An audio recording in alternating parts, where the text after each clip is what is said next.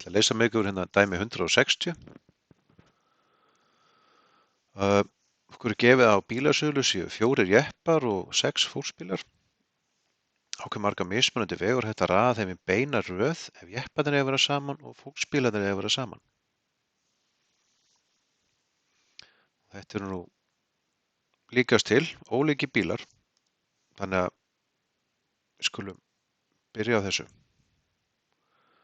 Og hann ætlar að raða öllum bílunum, þannig að hvað fall á ég að nota ef maður er að vinna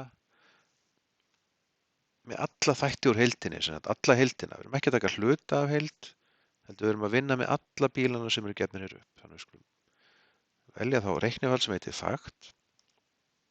Við skulum byrja á jeppunum sem eru 4. Svona.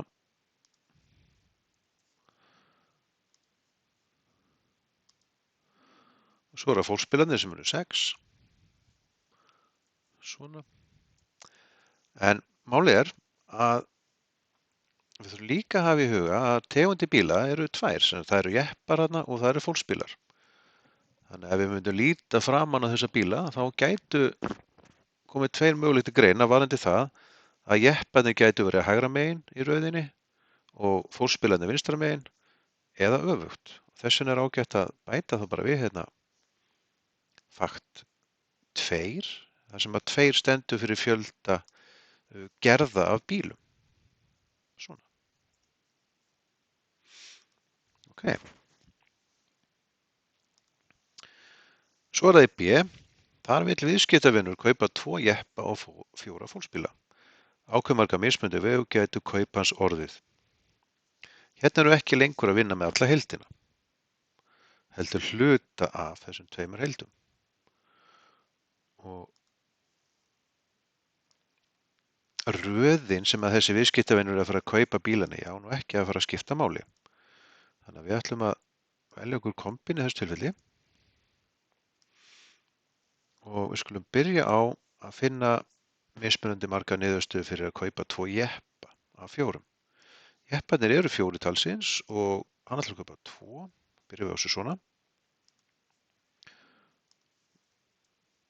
Margvöldum það síðan við mögulega niðurstöður úr fólksbílakaupunum hans. Fólksbílarnir eru 6 talsins og hann ætlar að kaupa 4. Þá kemur það svona út. Í C-lið.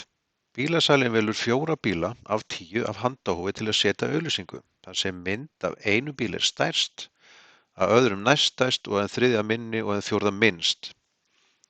Þetta segir okkur strax í rauninni að valið eða svona röðin á bílunum á þessar myndir skiptir máli. Sami bílinn gæti lent á minnstu eða stærstu myndinu og svo framvegis. Þannig að vitandi það, þá velum við permút. Því ég veit að röðin á bílunum inn á þessi myndir getur skipt máli. 10 bílar eru í boði og hann ætlar að velja 4.